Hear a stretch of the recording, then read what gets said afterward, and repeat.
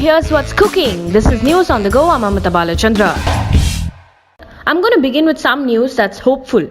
The government has now said the rate of doubling of cases has improved in India.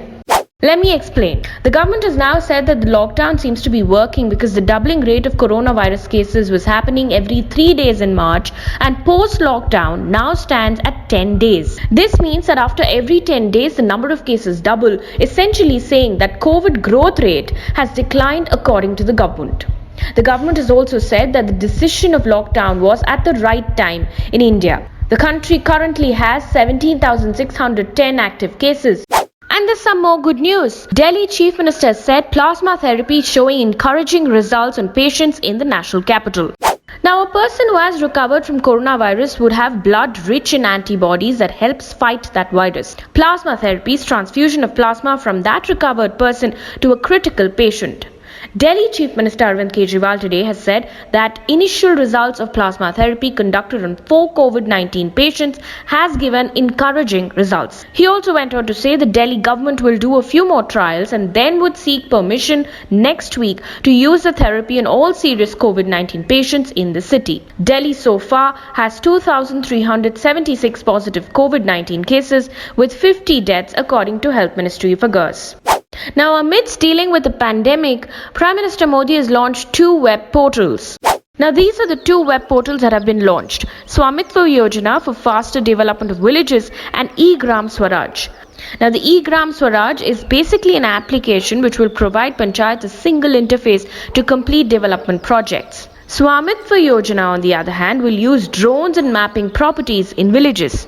This is said to reduce property disputes. And some news from Karnataka. The Karnataka government has now added a few more exemptions in the state.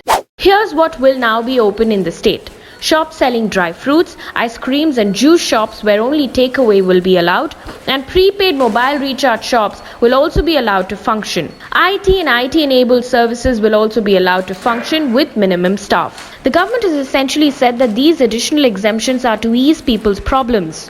However, do note that this does not apply to containment zones or COVID-19 hotspots. There's been a huge outcry after Trump suggested injecting disinfectant as treatment.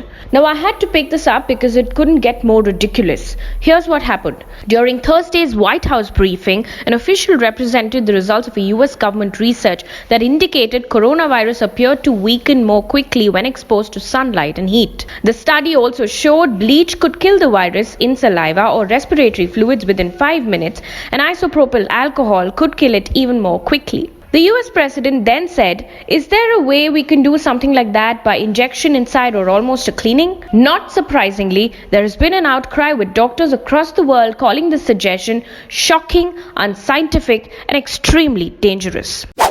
And I'll leave you with some really good news. IIT Delhi has developed an affordable kit for detecting COVID-19. The Indian Council of Medical Research has approved the affordable kit developed by IIT Delhi, making it the first academic institute to have gotten this approval.